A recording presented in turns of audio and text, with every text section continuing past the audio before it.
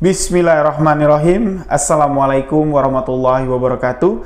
Kembali lagi bersama saya Rio Wijaya di sebuah kisah misteri.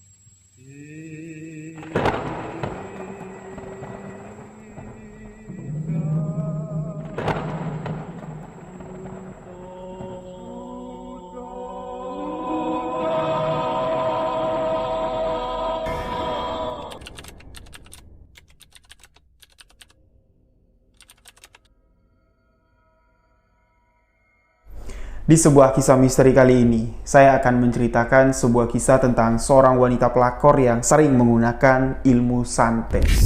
Di video-video sebelumnya, pernah saya menceritakan kisah santet, tapi pengalaman dari seseorang yang terkena santet. Namun di video kali ini berbeda. Spesial untuk sahabat sebuah kisah misteri yang meminta saya untuk menceritakan kisah tentang santet. Saya mendapatkan cerita dari seorang narasumber yang bernama Lilis. Beliau menceritakan kisah seorang wanita yang sering menggunakan ilmu santet. Bahkan di sini, Lilis ini pernah diajak oleh wanita yang akan kita ceritakan ini pergi ke rumah dukun untuk mengirimkan ilmu santet, untuk menyakiti seseorang dengan ilmu santet. Nah, sebelum saya menceritakan kisah ini kepada sahabat-sahabat semua, untuk sahabat yang baru bergabung, baru mendengarkan kisah misteri yang saya ceritakan, sahabat boleh mengklik tombol subscribe dan jangan lupa aktifkan notifikasi loncengnya agar tidak ketinggalan video-video sebuah kisah misteri selanjutnya. Sahabat juga bisa memfollow akun Instagram saya di rio.wijaya91 atau Instagram sebuah kisah misteri official. Link sudah saya siapkan di box deskripsi. Kisah misteri yang akan saya bagikan kepada sahabat-sahabat, kisah yang penuh dengan makna. Jadi, bagaimana kisah misterinya? Simak hanya di sebuah kisah misteri.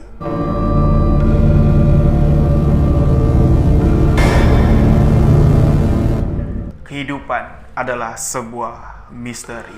Apa yang kita lakukan di dunia ini, baik dan salah yang kita lakukan di dunia ini, semata-mata itu hanya Allah Subhanahu wa Ta'ala yang dapat memutuskan kesalahan atau benar yang kita lakukan. Sebelum saya melanjutkan kisah ini, marilah sama-sama saya mengajak sahabat-sahabat semua yang beragama muslim untuk sama-sama mengirimkan kluhu Fatihah untuk almarhumah Eka bin Fulan. Karena di dalam kisah ini, di awal judul dari video yang sahabat-sahabat klik, saya beri judul Miss Eka. Miss Eka lah yang akan saya ceritakan di video ini, namun beliau sudah terlebih dahulu dipanggil oleh Yang Maha Kuasa. Makanya marilah sama-sama kita mendoakan beliau agar di lapangan kuburnya apa yang telah beliau lakukan semasa hidup diampuni oleh Allah Subhanahu wa Ta'ala. Al-Fatihah.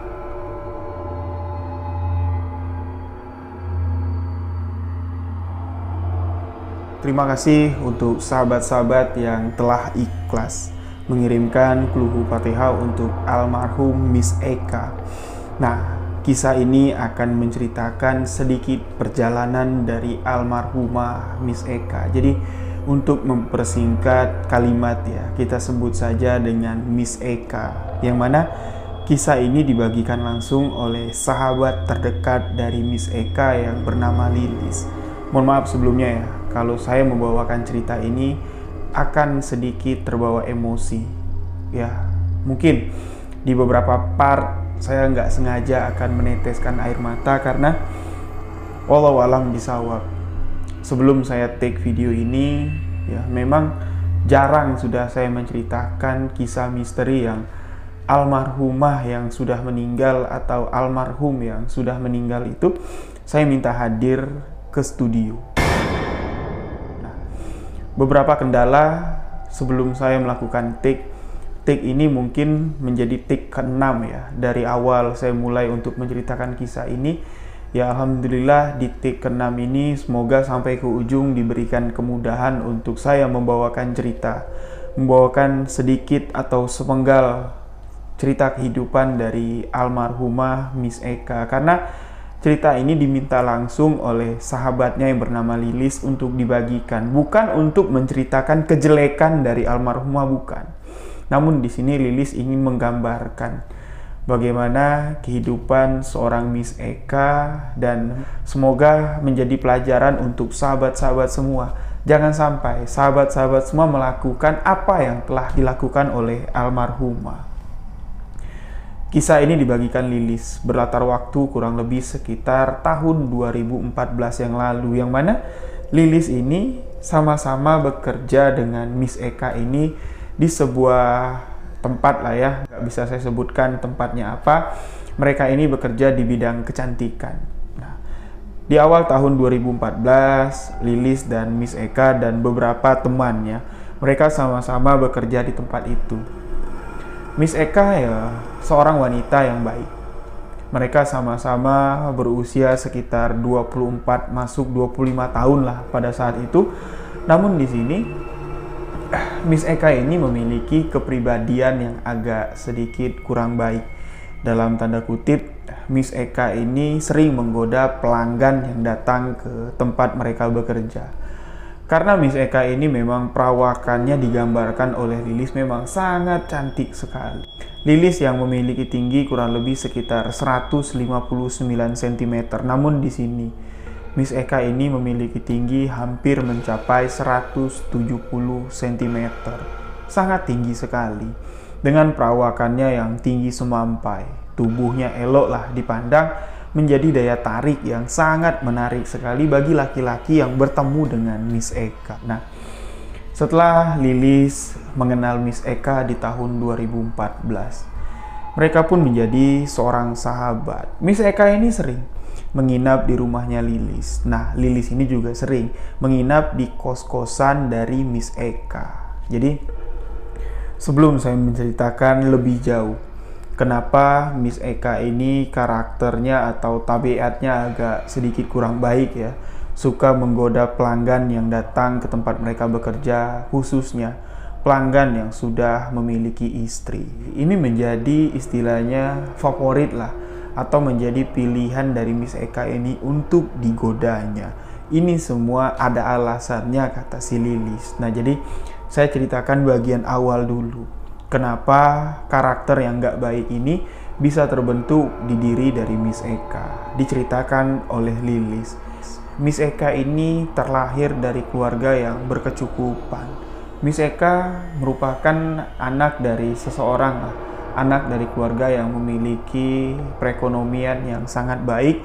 Namun ketika Miss Eka ini di kelas 3 SMA ya, kata si Lilis, ya dia ini pacaran lah, layaknya seperti remaja pada umumnya, dan Miss Eka ini mengalami kecelakaan dalam hubungannya. Miss Eka ini mengandung, tapi Miss Eka dapat menyelesaikan studinya ya, dapat menyelesaikan sekolahnya sampai akhir karena Miss Eka ini mengandung di semester akhir sebelum beliau melakukan ujian akhir sekolah. Setelah Miss Eka ini lulus SMA, beliau sudah tidak dapat lagi menyembunyikan kalau Miss Eka ini tengah mengandung. Kehamilannya semakin membesar. Jadi dengan kehamilannya yang semakin membesar ini, beliau merubah penampilan yang tadinya Miss Eka ini ya masih sering lah menggunakan celana pendek, bajunya itu masih sering menggunakan baju kaos. Namun untuk menutupi kalau beliau ini tengah mengandung, Miss Eka menggunakan pakaian syar'i, menggunakan gamis, menggunakan kerudung yang panjang untuk menutupi perutnya. Dengan penampilan yang seperti itu, keluarga dari Miss Eka mulai bertanya-tanya, "Kamu kenapa, Nak? Kok pakaian kamu berubah drastis seperti itu?" Awalnya di sini beliau masih menutup-nutupi, tapi yang namanya feeling dari seorang ibu yang juga pernah mengandung, ibunya langsung to the point mengatakan, "Apa yang kamu sembunyikan?" Miss Eka pun di sini langsung menjawab jujur. Dia menangis, meminta maaf, meminta ampun kepada ibunya. Beliau mengaku, kalau sekarang Bu, aku tengah mengandung. Anak siapa yang kamu kandung? Pertanyaan itu tegas ditanyakan oleh ibunya. Miss Eka di sini menjawab, seorang laki-laki yang aku kenal. Namun ketika aku mengadukan kalau aku tengah mengandung anaknya, laki-laki itu menghilang, Bu. Aku sudah berusaha mencari, tapi laki-laki itu tidak mau bertanggung jawab dan beliau tidak mau mengakui kalau anak yang aku kandung adalah benih yang beliau tanam. Dengan kejadian seperti ini, otomatis kedua orang tua Miss Eka tidak mau namanya tercoreng. Apalagi kalau pihak keluarga atau tetangga-tetangga sekitar mengetahui kalau anaknya ini tengah mengandung. Mau nggak mau, kedua orang tua Miss Eka mengirimkan Miss Eka untuk pulang kampung, untuk tinggal sementara di rumah neneknya. Setelah anak yang dikandung Miss Eka ini lahir, barulah Miss Eka diperbolehkan kembali ke rumahnya. Di sini, ya, Miss Eka, almarhumah Miss Eka ya, menceritakan kepada Lilis, dia dikirim ke salah satu daerah yang ada di daerah Sumatera Barat, di daerah Padang. Kedua orang tua Miss Eka ini berasal dari Padang dan neneknya masih tinggal di Padang. Miss Eka dikirimlah di sana. Di usia kandungan kurang lebih sekitar 4 masuk 5 bulan, Miss Eka sudah tinggal di Padang. Sampailah di mana hari Miss Eka ini melahirkan. Di sini ada sebuah kejadian ya, kejadian yang sama sekali tidak bisa diterima oleh Miss Eka. Ketika Miss Eka ini melahirkan, yang ada di ruang persalinan itu cuma ibu dari Miss Eka, bidan yang membantu persalinan dari Miss Eka. Mereka bertiga lah yang ada di ruang persalinan. Anak Miss Eka ini pun lahir. Namun di sini Miss Eka ini tidak tahu anak yang dilahirkannya ini apakah anak laki-laki, apakah anak perempuan. Karena setelah anak itu keluar dari rahim Miss Eka, langsung disambut sama bidan. Setelah dimandikan, langsung direbut sama ibunya Miss Eka dan anak itu langsung dibuang. Anak itu diberikan kepada orang. Miss Eka sama sekali tidak boleh melihat gimana sih bentuk anaknya dan Miss Eka tidak diberitahu anak yang baru lahir ini apakah laki-laki, apakah perempuan. Alasan dari ibu Miss Eka adalah, kamu nggak perlu tahu, anggap saja semua ini tidak pernah terjadi. Semenjak hari itu, semenjak kejadian itu, Miss Eka ini merasa sangat terpukul sekali. Semenjak hari itu, karakter dari Miss Eka mulai berubah. Karena dia menganggap apa yang sudah terjadi ini adalah sebuah kesalahan yang terbesar dilakukan oleh kedua orang tuanya. Miss Eka di sini menaruh dendam kepada kedua orang tuanya dan setiap beliau ini ingin mencari tahu kemana anaknya dibuang, siapa yang mengasuh anaknya. Kedua orang tua Miss Eka selalu menghalang-halanginya dan mengancam, kalau memang kamu mau mencari anak itu, kamu tidak boleh lagi pulang ke rumah ini. Ancaman dari kedua orang tua Miss Eka ini tidak mempan. Miss Eka lebih memilih untuk hidup di jalanan daripada hidup di rumah namun terkurung. Nah, dari situlah Miss Eka ini keluar dari rumah. Dia hidup di kos-kosan dan nggak usah saya ceritakan lah bagaimana cara Miss Eka ini untuk menghidupi dirinya. Sampailah di mana di tahun 2014. Miss Eka bekerja di tempat yang sama dengan si Lilis dan mereka pun berkenalan. Inilah alasan kenapa Miss Eka ini menjadi orang yang berkarakter sangat tidak baik sekali, karena Miss Eka ini memiliki dendam. Pertama, dendam dengan keluarganya dan kedua, dendam dengan laki-laki. Dari sini kita bisa menggambarkan karakter dari Miss Eka ini terbentuk dari masa lalu yang sangat suram sekali. Sebenarnya Miss Eka ini adalah orang baik, namun takdir membawa Miss Eka ini terjerumus dalam lembah hitam. Semoga apa yang telah dilakukan oleh almarhumah dapat diampuni oleh Allah Subhanahu wa taala. Amin amin ya robbal alamin. Dari tahun 2014, Lilis sudah mengenal dekat siapa Miss Eka. Lilis di sini karena kasihan dengan Miss Eka. Beberapa kali Lilis menasehati Miss Eka, "Kak, kamu cantik, Kak. Ngapain sih kamu nyari pasangan? Suami orang lah. Hobi sekali kamu ini pacaran sama suami orang." Miss Eka di sini sempat marah sama si Lilis. Lis, ngapain Lis? Kamu ngurus urusan orang. Kalau kamu naksir sama suami orang, kamu carilah. Kan yang datang pelanggan ke tempat kita kerja ini rata-rata laki-laki yang sudah memiliki istri. Kamu cari yang mana kamu taksir, kamu pacarin. Kamu jangan ngurus urusanku.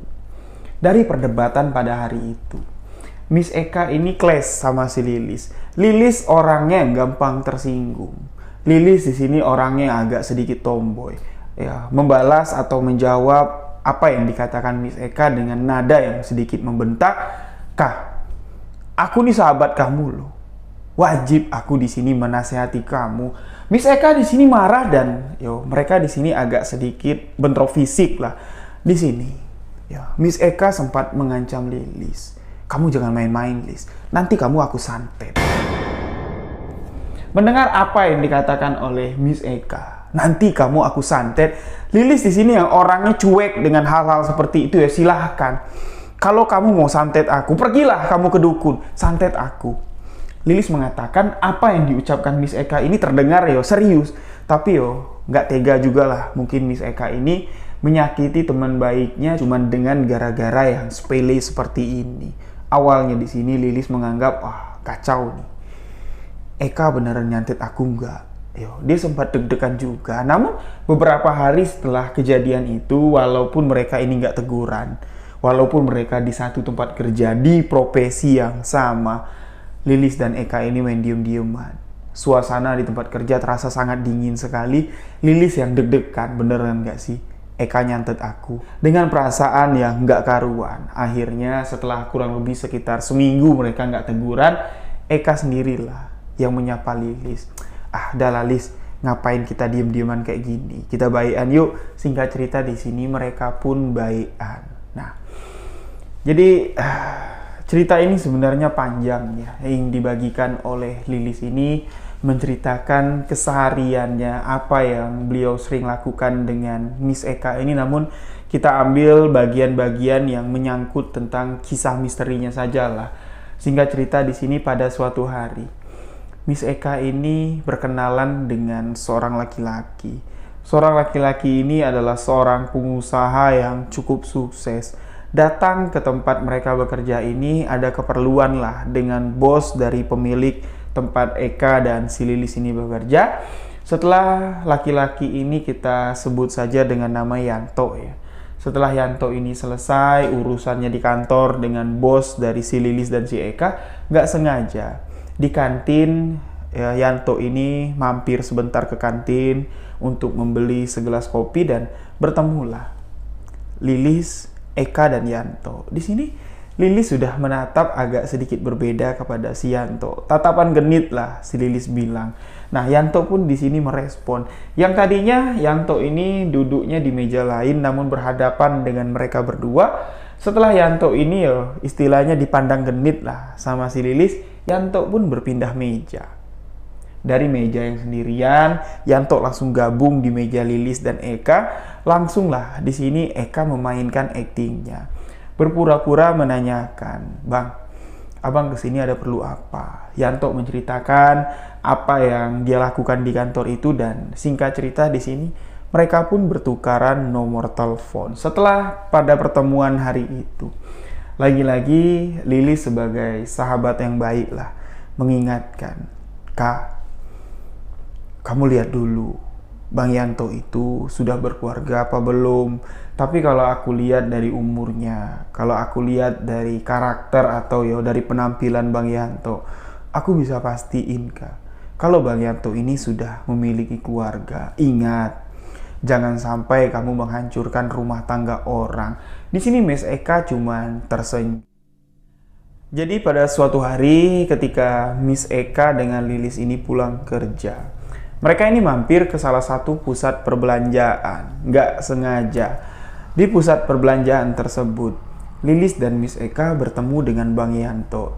Namun Bang Yanto tidak sendirian. Bang Yanto turut serta bersama kedua orang anaknya dan istri dari Bang Yanto. Ketika Lilis dan Miss Eka bertemu dengan Bang Yanto, mereka berpapasan, jalannya selewatan kayak gini. Namun Bang Yanto seolah-olah tidak mengenal siapa Lilis, siapa Miss Eka, walaupun pada saat itu Miss Eka dengan Bang Yanto ini sudah menjalin hubungan yang spesial. Mereka sudah berpacaran. Nah, dari pertemuan itu, ketika Miss Eka ini melihat dari istri Bang Yanto yang tengah menggendong anak yang usianya kurang lebih sekitar 8 bulan. Bang Yanto membawa dua orang anaknya. Anak pertama yang usianya kurang lebih sekitar 6 tahun, anak keduanya berusia sekitar 8 bulan yang tengah digendong sama istri Bang Yanto. Tatapan Miss Eka ketika melihat istri dari Bang Yanto ini sangat berbeda. Seolah-olah tatapan Miss Eka itu penuh dengan dendam. Seolah-olah istri Bang Yanto ini memiliki kesalahan terhadap Miss Eka. Nah, setelah mereka ini berpapasan, Lilis di sini udah feeling ini bakal nggak enak nih. Kalau si Miss Eka ini nggak ditarik keluar, ini bakal terjadi keributan. Karena Miss Eka ini paling nggak suka sekali kalau melihat laki-laki yang dipacarinya, yang notabene laki-laki yang dipacari sama Miss Eka ini kan sudah memiliki istri. Tapi Miss Eka ini paling tidak suka melihat kalau laki-laki yang dipacarinya itu sedang jalan dengan istri sahnya. Miss Eka ini seolah-olah emosinya itu membara, dan Lilis di sini tahu dari tatapan dan dari raut wajah Miss Eka. Miss Eka ini sedang marah. Lilis cepat memegang tangan Miss Eka dan membawa Miss Eka keluar dari tempat perbelanjaan tersebut. Beberapa hari setelah pertemuan Miss Eka dengan Bang Yanto di pusat perbelanjaan tersebut, hati dari Miss Eka ini gelisah. Terlihat Miss Eka di tempat kerja sering marah-marah, kerjaan yang nggak beres, dan Miss Eka pun di sini mengajak si Lilis, kita udah lama nih nggak ambil cuti. Kita ambil cuti yuk beberapa hari. Memang mau kemana kah? Kamu ikut aja. Kamu temenin aku pergi. Nah, mereka berdua pun menghadap bos. Bos pun mengizinkan karena memang mereka berdua ini sudah lama sekali tidak mengambil cuti. Singkat cerita di sini, Lilis dan Miss Eka pun melakukan perjalanan ke satu daerah, yang mana daerahnya di sini masih di sekitaran daerah Jambi, yang mana daerah tersebut memang banyak sekali mitos-mitos kalau tempat itu masih banyak dukun santet, masih banyak dukun yang bisa dibayar untuk membunuh seseorang. Lilis dan Miss Eka berangkat ke tempat tersebut dengan menggunakan travel. Mereka berangkat dari kota Jambi. Dengan perjalanan kurang lebih sekitar 12 jam perjalanan, mereka pun sampai ke alamat yang mereka tuju. Setelah sampai ke alamat yang dituju, Lilis yang dari kota Jambi sama sekali dia tidak mengetahui Miss Eka ini ngajak dia kemana. Apakah pergi liburan? Apakah pergi ke rumah keluarga? Yang taunya Lilis ini, ayo ikut, ongkos aku bayarin semua. Kamu duduk aja di sini di mobil, kamu temenin aku. Nah, sesampainya di sana, Lilis mengatakan alamat atau rumah yang mereka tuju adalah sebuah rumah panggung. Rumah panggung seperti rumah yang saya tempati inilah, tapi rumahnya itu digambarkan sama Lilis seperti rumah yang tidak terurus. Rumah itu agak sedikit semak bagian bawah panggungnya itu. Miss Eka di sini seperti sudah biasa datang ke sana. Tanpa sungkan, Miss Eka langsung naik ke tangga, langsung menggedor pintu dari rumah tersebut. Tok tok tok. Tok tok tok. Kurang lebih sekitar 3 menit Miss Eka mencoba untuk memanggil orang yang ada di dalam. Orang yang dipanggil sama Miss Eka pun keluar. Yang membuka pintu itu adalah seorang laki-laki parubaya.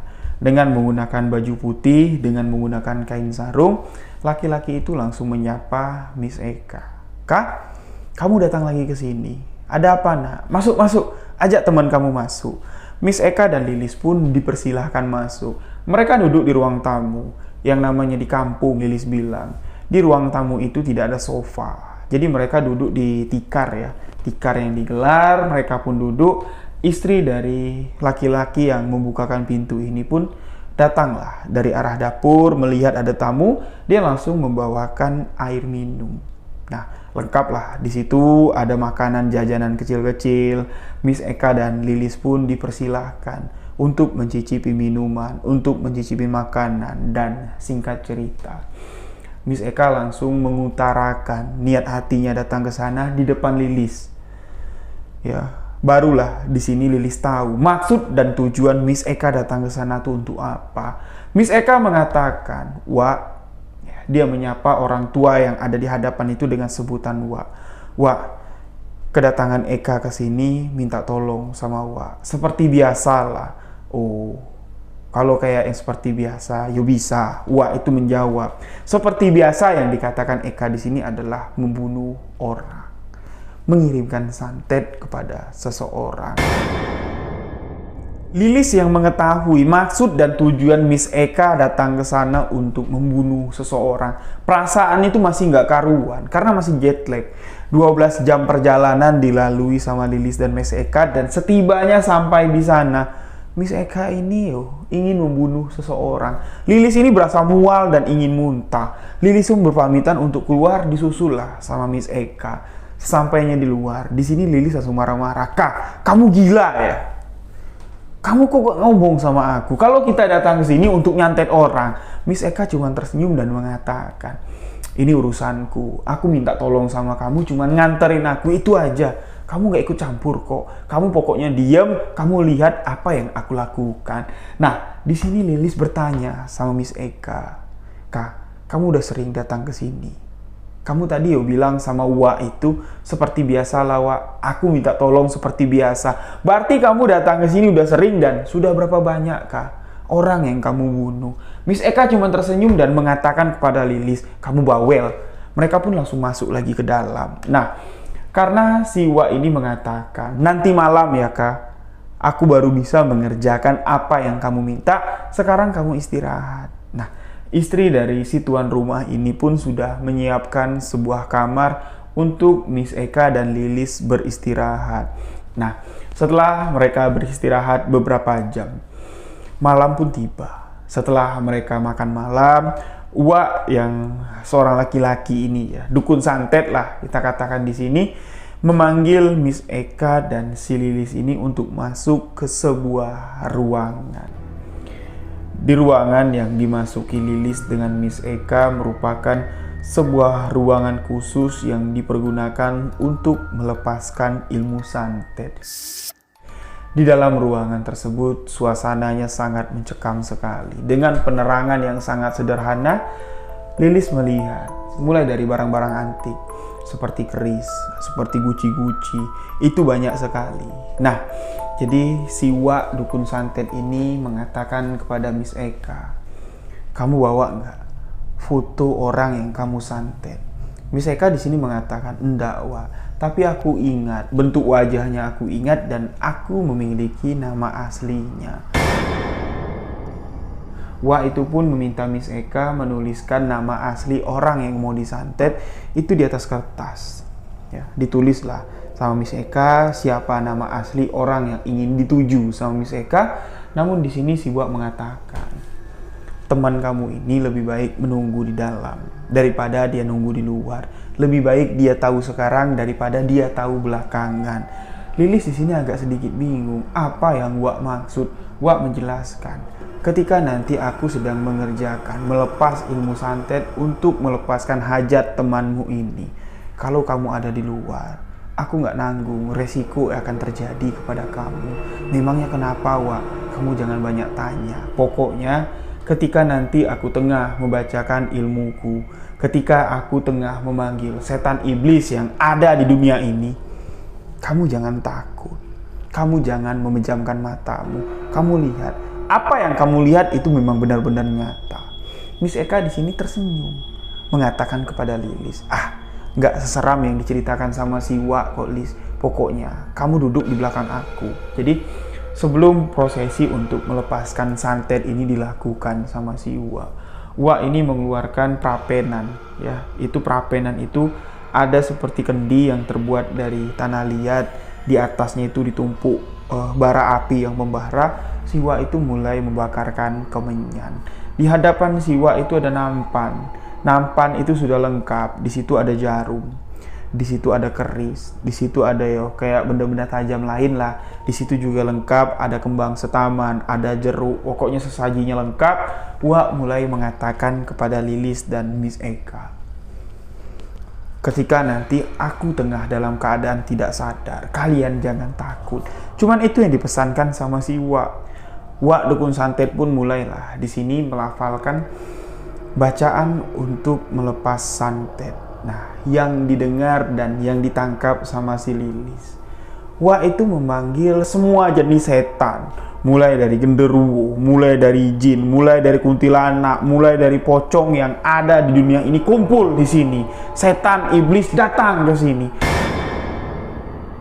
Aku memanggil kalian, aku memberi kalian sesaji.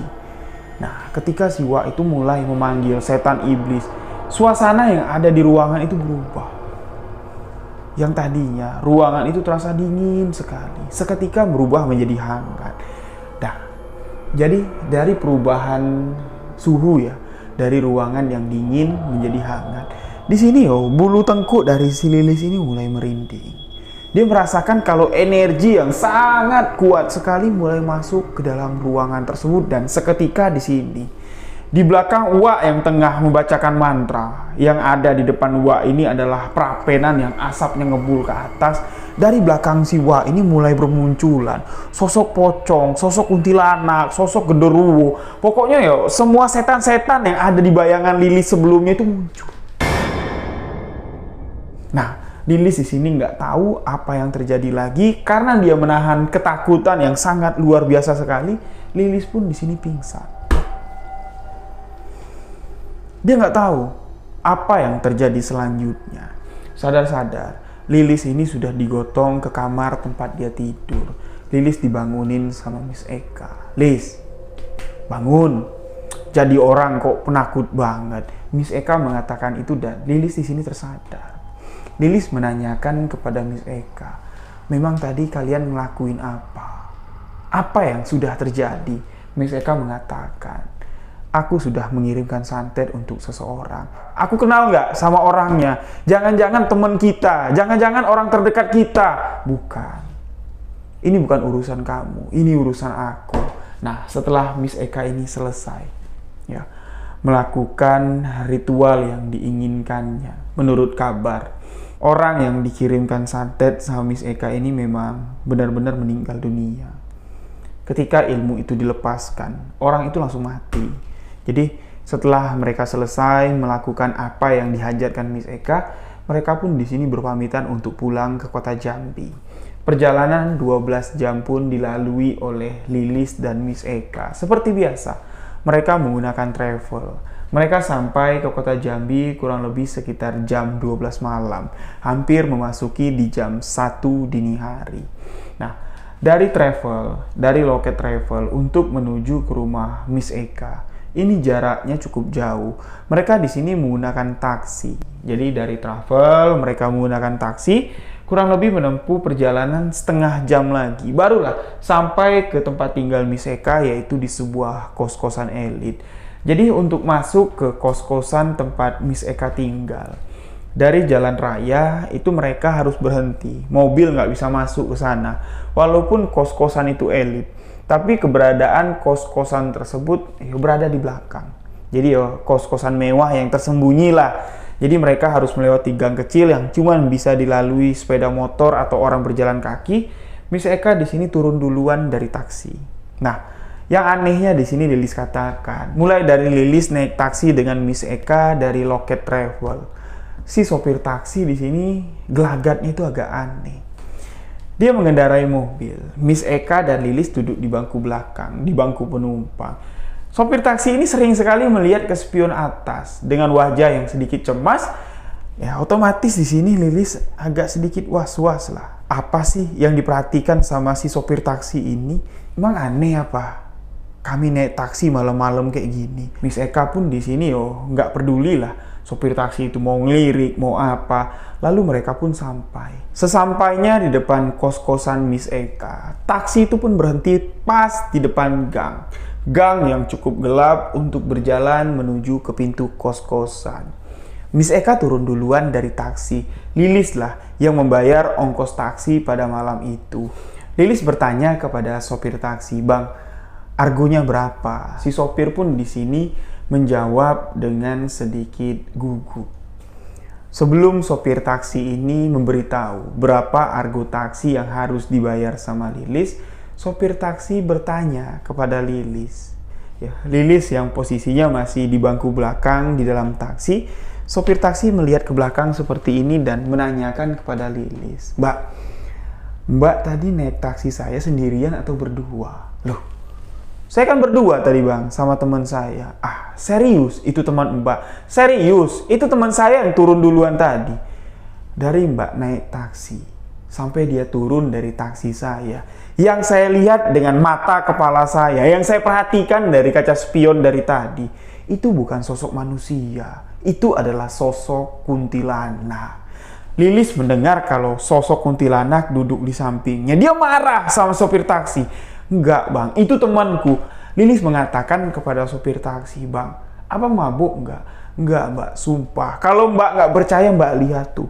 Teman mbak yang berjalan di kegelapan malam. Itu manusia atau kuntilanak." Lilis pun di sini membuka kaca, melongok ke arah si Miss Eka yang sedang jalan, yang memang terlihat dari belakang. Ya, dari pundak belakang Miss Eka itu terlihat ya seperti bukan manusia. Miss Eka berjalan di kegelapan malam itu sama sekali tidak meninggalkan bayangan. Lilis di sini sempat terdiam dan mengatakan kepada si sopir taksi, "Itu temanku bang, itu manusia." Sopir taksi di sini mengatakan kepada Lilis, "Mungkin teman mbak itu kebanyakan pakai ilmu hitam, makanya ketika saya melihat wujudnya itu seperti kuntilanak." Lilis cuma bisa terdiam. Karena apa? Sebelum mereka ini naik taksi, Lilis sadar apa yang telah mereka lakukan. Mereka baru pulang dari rumah dukun santet. Lilis pun turun dari taksi setelah membayar argo taksi tersebut. Lilis berjalan menyusul Miss Eka yang sudah sampai di depan pintu kos-kosan. Sebelum mereka masuk kos-kosan, di sini Lilis langsung bertanya kepada Miss Eka, "Kak, setan apa sih yang kamu bawa dari rumah dukun santet itu?" "Ya maksud kamu apa, Lis? Kamu tahu nggak? Sopir taksi yang bawa kita sampai ke sini tadi itu gelisah. Dia bertanya sama aku, teman mbak yang di samping itu manusia atau kuntilanak." Mendengar kalau sopir taksi itu melihat perwujudan Miss Eka seperti kuntilanak, Miss Eka cuma tersenyum dan membuka pintu kos-kosan. Lilis di sini tambah kesal dan tambah bertanya-tanya, sebenarnya apa yang ada di dalam diri Miss Eka. Nah, lalu di sini setelah keesokan harinya, mereka telah melepas penat pada malam itu seperti biasa. Mereka kembali ke tempat kerja. Sesampainya di tempat mereka bekerja, Bang Yanto yang merupakan pacar dari Miss Eka yang sudah memiliki istri datang dengan wajah yang sangat sedih sekali. Mengabarkan kepada Lilis, mengabarkan kepada Miss Eka kalau istri dari Bang Yanto baru saja meninggal tadi malam. Mendengar kalau istri Bang Yanto meninggal tadi malam, Lilis di sini langsung bercucuran air mata. Dia sadar kalau Miss Eka lah yang telah membunuh istri Bang Yanto. Berbeda dengan Lilis yang sedih mendengar berita duka tersebut, wajah Miss Eka terlihat sangat sumringah. Seolah-olah dia sangat puas sekali dan dia mengatakan kepada Bang Yanto, "Ya mungkin sudah ajal istrimu bang. Mau diapakan lagi?" Bang Yanto mengatakan, "Aku tidak sedih kalau istriku meninggal. Yang aku kasihan anakku yang baru berusia 8 bulan dan berusia 6 tahun. Miss Eka di sini menjawab, "Ya sudah. Mungkin sudah takdirnya aku yang menjadi ibu dari anak-anak tersebut." Lilis yang sadar di sini, orang yang disantet Miss Eka adalah istri dari Bang Yanto. Lilis pun di sini semakin marah dengan apa yang dilakukan oleh Miss Eka semenjak hari itu. Di tahun 2014, Miss Eka dan Lilis sudah tidak saling mengenal lagi. Walaupun kedekatan Miss Eka dengan Lilis ini sangat erat sekali, tapi apa yang telah dilakukan Miss Eka ini sudah tidak berperi kemanusiaan lagi. Lilis pun enggan untuk berteman dengan wanita berhati setan seperti itu. Tapi jujur di sini, Lilis bukan benci dengan Miss Eka-nya, tapi benci dengan karakter Miss Eka sekarang. Dia tega untuk menyantet istri dari Bang Yanto cuman sekedar untuk melepaskan nafsu dunianya.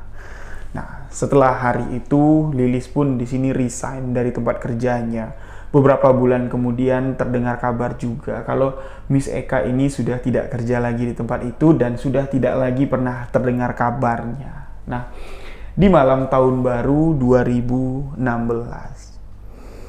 Lilis di sini mendapat kabar kalau di malam tahun baru tersebut sebuah kejadian telah menimpa Miss Eka.